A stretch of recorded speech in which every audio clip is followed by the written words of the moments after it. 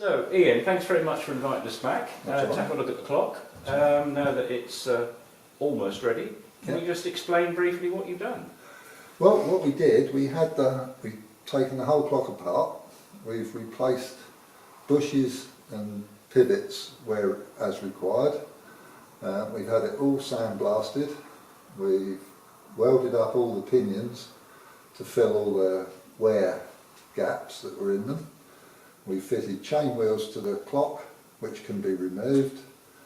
Then we've repainted, it's been red oxided and repainted, all put back together and virtually ready to go in the tower, back working for another 200 years. Excellent.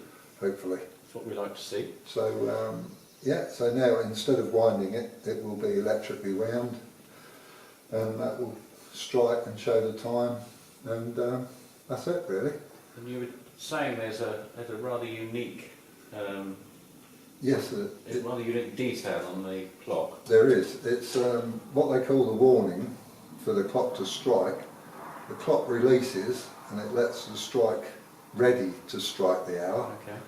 But on this particular clock, the way they've done what they call the warning, which is a bit holding it, if you like, until the time is actually right for it to strike, is very unusual. It's 2 pins and a slider, which is a really unique system.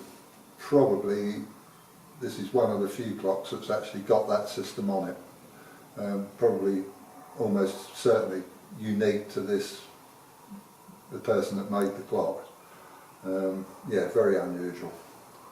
You won't find many others, if any. So I know you've had a good look at the clock. How old do you think it is? I know you've had Ian Coote here to... Yeah, we think it's about 1680, somewhere around there, 1680, 1690.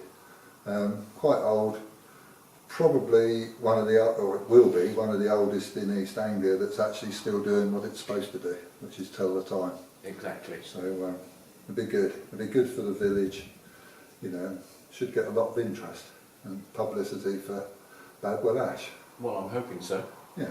That's the whole purpose of the exercise, but primarily to make sure that the clock is working again, because a clock that doesn't work is of no good whatsoever. No, that is the thing.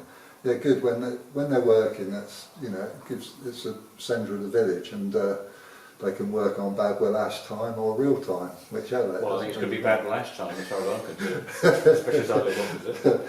We do lots of them that work on all sorts of different times. So yes. And it's going to be relatively easy to adjust it for British summertime, and it'd be extremely easy. You just go up the tower and just literally set the time. Yeah. And it's done from the setting dial. Yes, yeah, and it will be capable of setting the time. So, and it will be quite accurate, probably within minutes a month, I would have thought. In actual fact, it's looking very pristine. I mean, have you? Are all these cogs new, or are they original? No, they're all original, other than the 2 chain wheels.